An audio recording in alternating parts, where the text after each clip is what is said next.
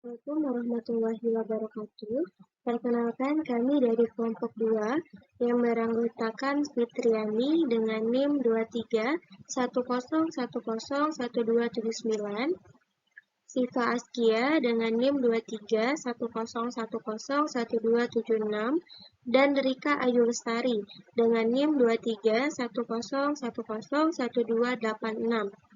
Di sini kami akan mempresentasikan hasil PPT kami yang bertemakan bayi baru lahir.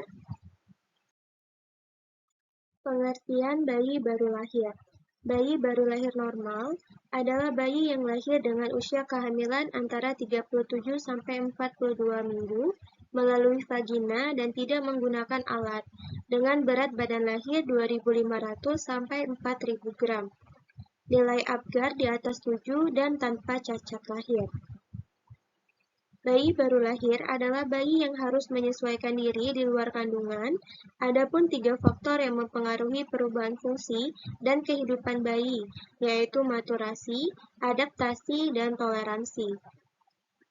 4 aspek transisi pada bayi baru lahir yang paling cepat berlangsung adalah pada sistem pernafasan, sirkulasi, dan kemampuan untuk menghasilkan glukosa.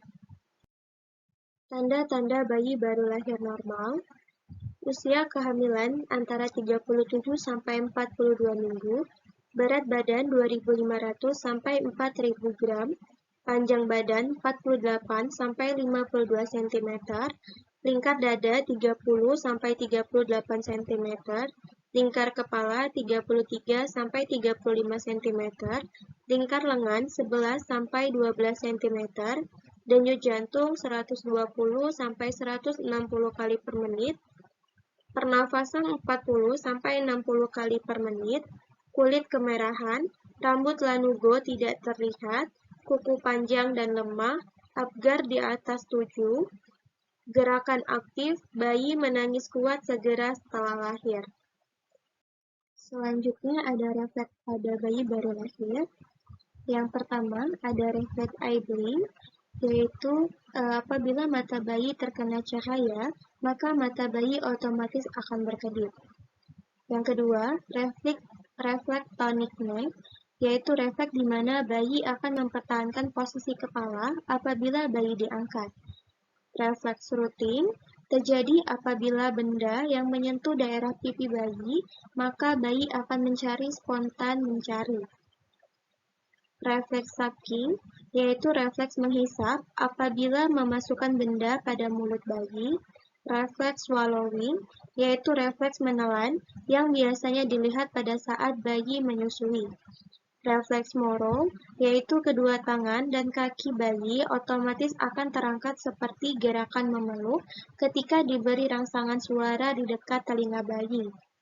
Refleks palmar grip, yaitu refleks menggenggam apabila telapak tangan bayi menyentuh suatu objek tertentu.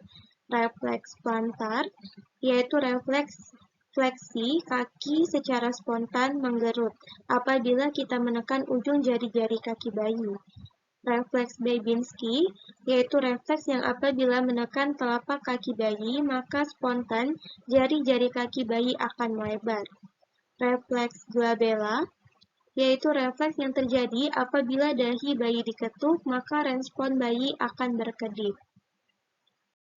Selanjutnya, adapun penanganan bayi baru lahir.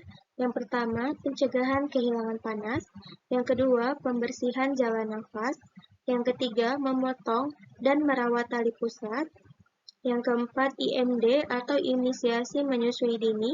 Yang kelima, injeksi vitamin K. Yang keenam, pemberian salep mata. Yang ketujuh, pengukuran antropometri. Dan yang terakhir, pemberian HB0.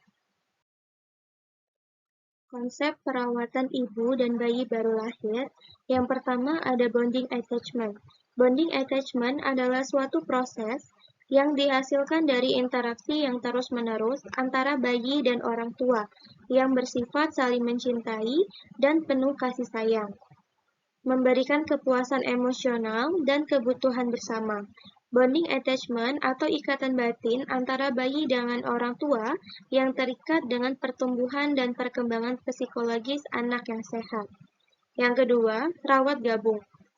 Rawat gabung atau roaming in adalah suatu cara perawatan di mana setelah bayi lahir, bayi ditempatkan dalam satu ruangan dengan ibunya untuk memulai menyusui, sehingga memperkuat ikatan batin antara ibu dan bayi, mendapatkan ASI eksklusif, dan melancarkan proses laktasi. Menguatkan ikatan batin antara ibu dan bayinya, dan memberikan kepercayaan pada ibu dalam merawat bayinya. Yang ketiga, syarat rawat gabung. Bayi lahir secara normal, tidak dalam keadaan asfiksia, umur kehamilan di atas 37 minggu, berat badan lahir di atas 2.500 gram, bayi tidak mengalami infeksi, keadaan ibu dan bayi sehat. Yang kedua, bayi lahir dengan tindakan SC atau dengan pembiusan umum pada ibu. Roaming in ini diperbolehkan setelah 4-6 jam setelah operasi selesai. Selanjutnya, perubahan fisiologis. Yang pertama, pada sistem pernafasan. Pada proses persalinan, kepala bayi mendorong tubuh, terutama pada rongga dada ke dalam jalan lahir, yang menyebabkan kompresi hingga 10-28 cc cairan mengalir dari percabangan trakeobronkial. Setelah torak lahir, terjadi mekanisme balik yang menyebabkan terjadinya beberapa hal sebagai berikut, yaitu inspirasi pasif paru karena bebasnya toraks dari jalan lahir.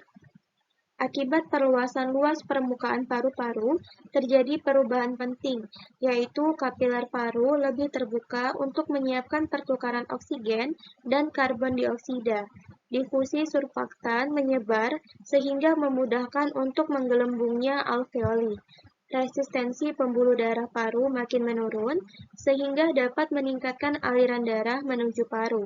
Pelebaran toraks secara pasif yang cukup tinggi untuk menggelembungkan seluruh alveoli yang memerlukan tekanan sekitar 25 mm air. Bila rongga dada bebas dan dihirup secara pasif, maka waktu ekspirasi lebih lama untuk meningkatkan pengeluaran lendir. Yang kedua, pada sistem peredaran darah. Setelah lahir, darah bayi baru lahir harus mengambil oksigen melalui paru-paru dan mengalir ke seluruh tubuh agar sirkulasi darah lancar, yaitu terjadi dua perubahan besar. Yang pertama, penutupan foramen oval pada atrium jantung.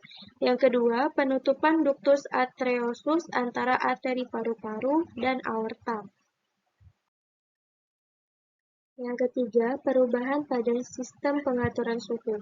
Bayi baru lahir belum dapat mengatur suhu tubuhnya, sehingga akan mengalami stres dengan adanya perubahan lingkungan. Suhu dingin menyebabkan air ketuban menguap lewat kulit, sehingga mendinginkan darah bayi. Adapun mekanisme kehilangan panas pada bayi, yang pertama itu ada evaporasi, yaitu cara kehilangan panas karena bayi tidak segera dikeringkan, sehingga cairan ketuban akan menguap. Yang kedua, konduksi, yaitu kehilangan panas akibat bayi menyentuh atau terkena benda dengan permukaan yang lebih dingin. Contohnya, yaitu ketika bayi diletakkan di atas meja, timbangan, atau tempat tidur. Yang ketiga, konveksi, yaitu kehilangan panas yang terjadi karena terpapar dengan udara yang dingin, seperti terkena kipas angin dan AC. Dan yang keempat, yaitu radiasi, kehilangan panas yang terjadi saat bayi ditempatkan dekat pada benda yang mempunyai temperatur tubuh lebih rendah dari temperatur tubuh bayi. Misalnya ketika bayi ditempatkan dekat dengan jendela yang terbuka. Yang keempat, itu ada perubahan pada sistem ginjal.